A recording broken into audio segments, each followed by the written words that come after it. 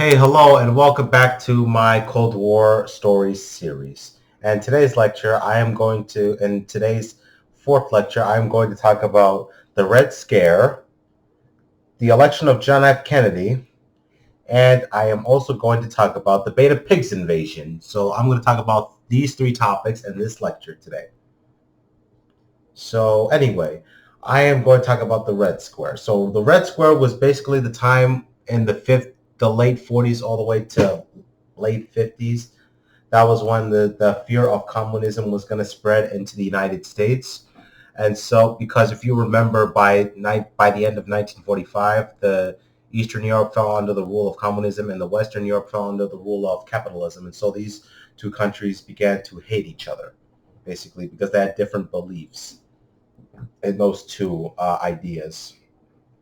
And so during that time in the 50s, I was scary because it was this United States senator named Joseph McCarthy, who was a senator from Wisconsin. And he gave a speech about there are thousands of communists in the United States, something like there's thousands of communists in the United States from his point of view, basically. And so during that time, a lot of people were being arrested and they were being investigated by FBI agents because FBI agents started to investigate people who were involved with communism in the United States. And so a bunch of communists who believed in communism were arrested and they were thrown into the jail during that period.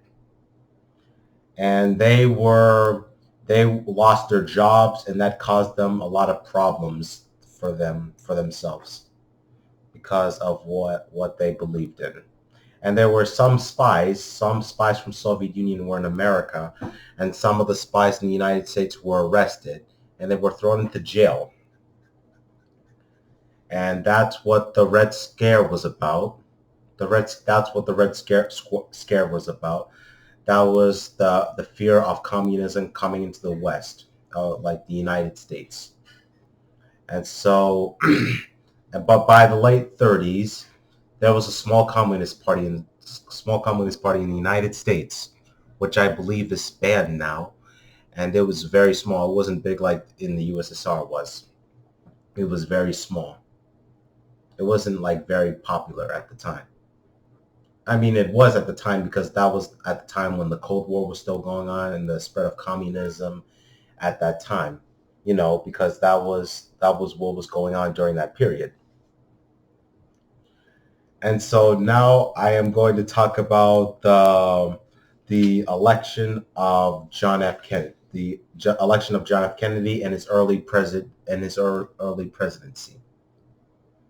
So John F. Kennedy was elected as president of the United States on January 20th, 1961, following his presidential victory against Richard Nixon.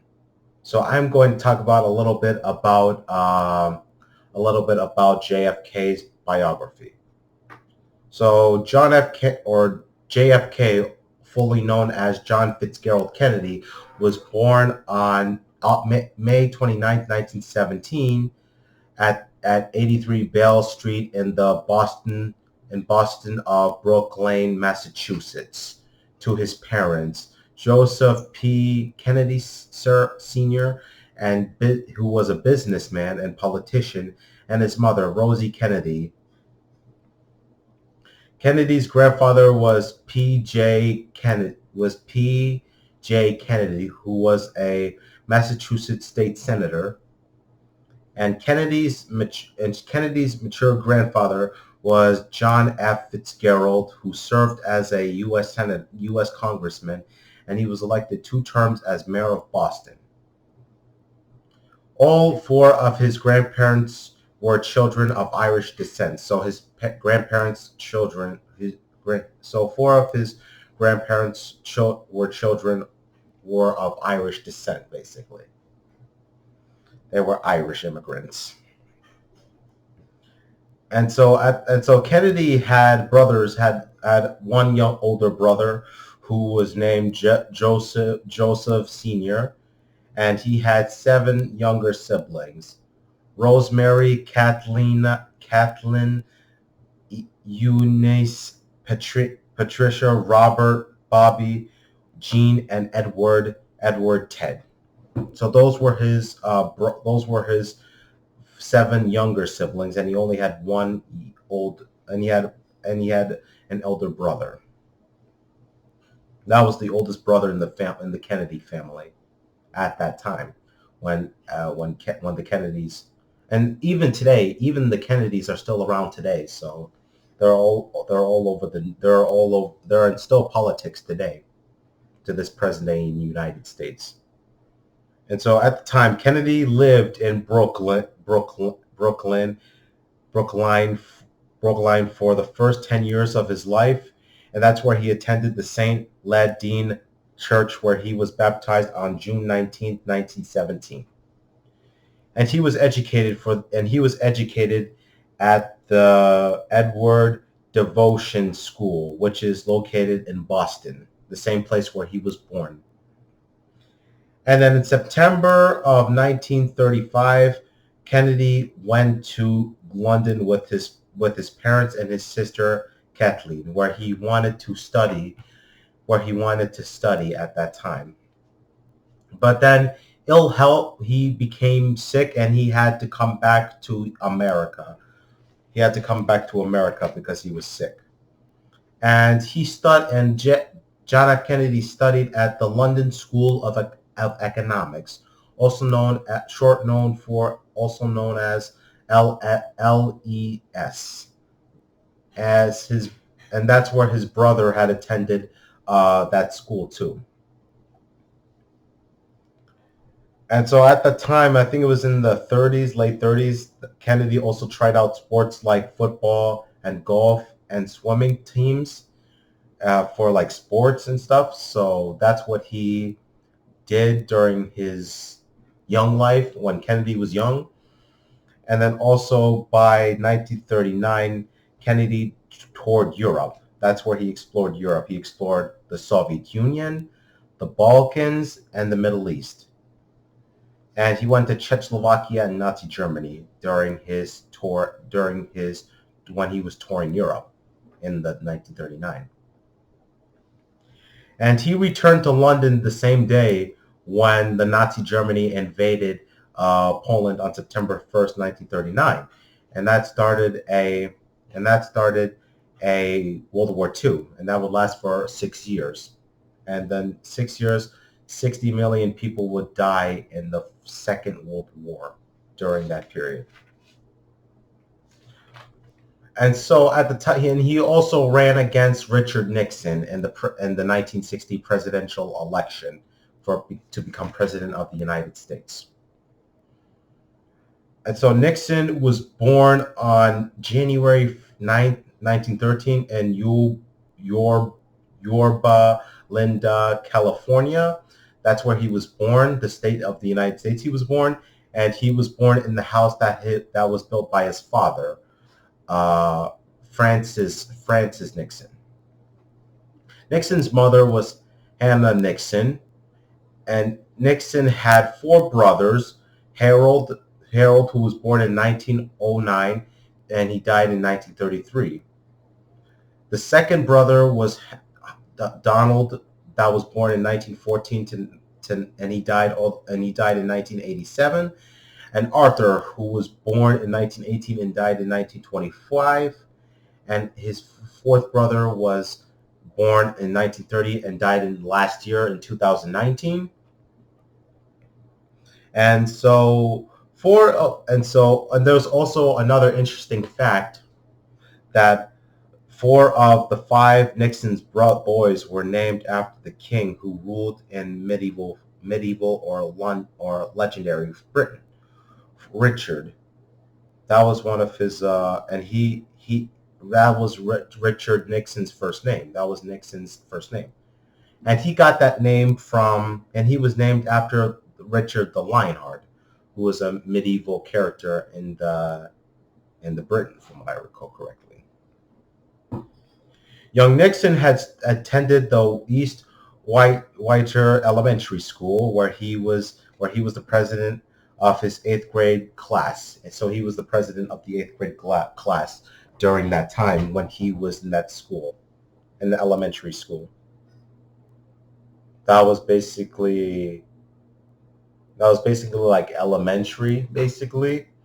And so during the Nixon's time in Fullerton Union High School, he rode a bus for each way during his freshman year when he was freshman in high school there.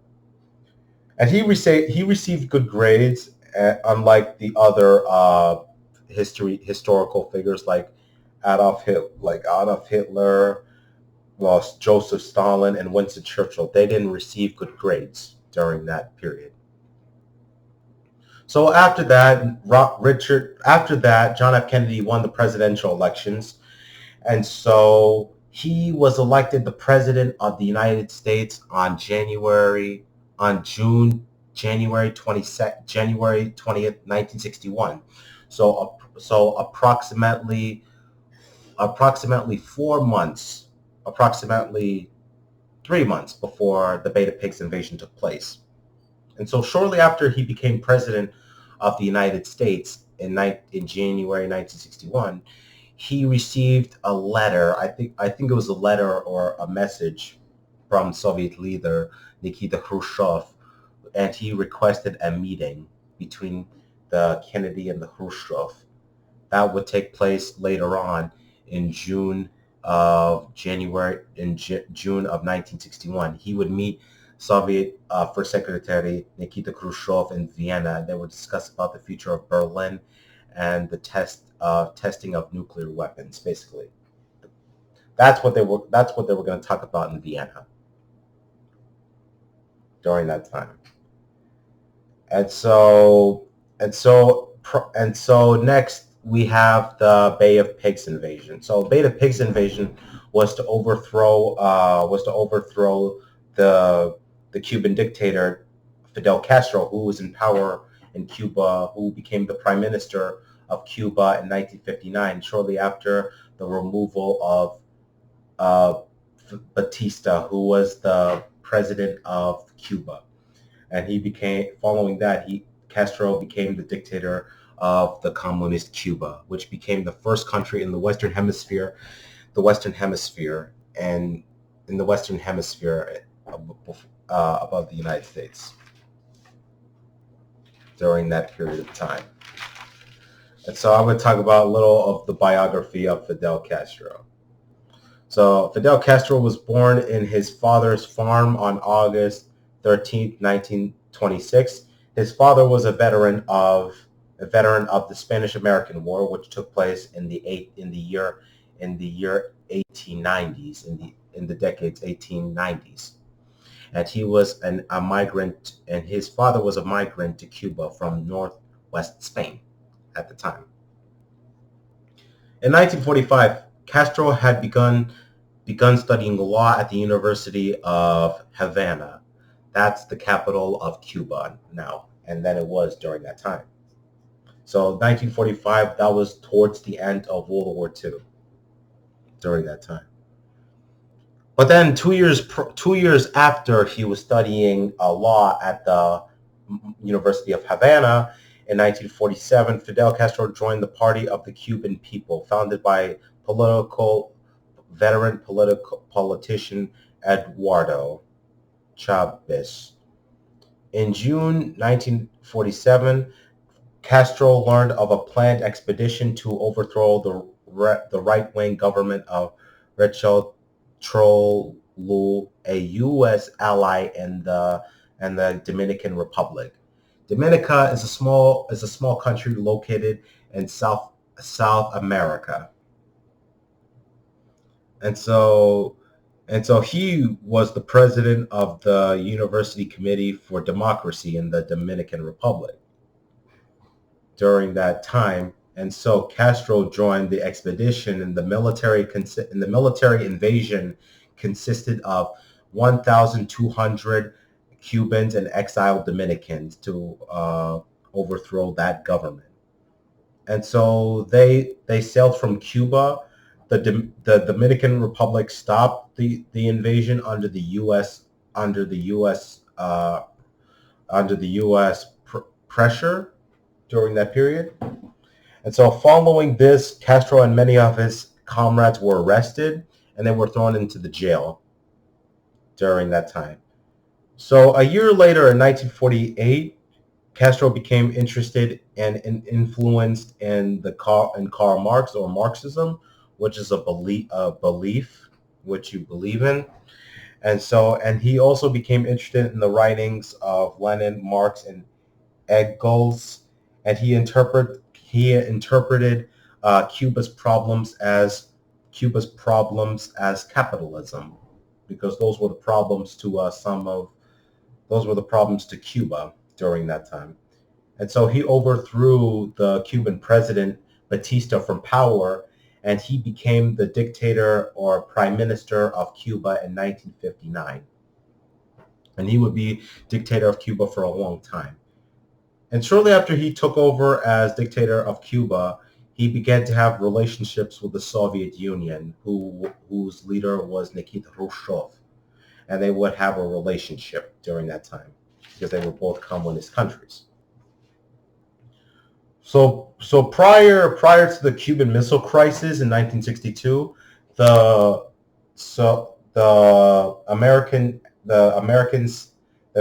started to plan an invasion of Cuba, the island of Cuba, when Cuban exiles left Cuba from the Castro regime, and they planned an invasion to overthrow Castro from power.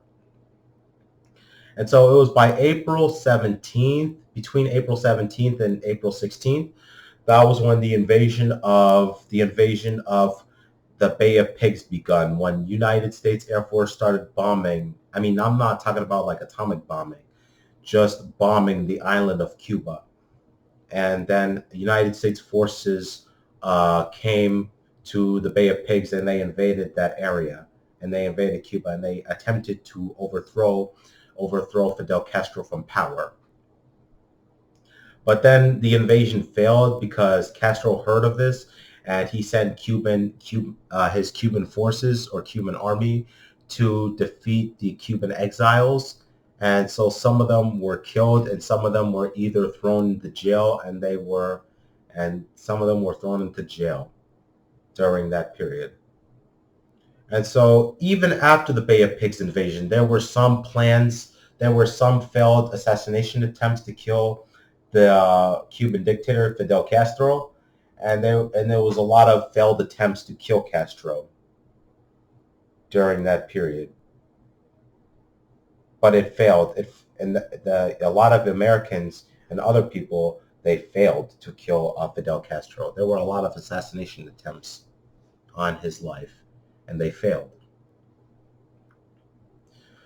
So I hope you guys enjoyed this video. So please drop a like and subscribe. I hope you enjoyed this lecture. And as always, I'll see you guys in my next lecture, lecture 5, where I'll talk about the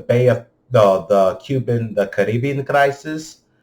And I'm figuring out what other topic I'm going to talk about in that next lecture too.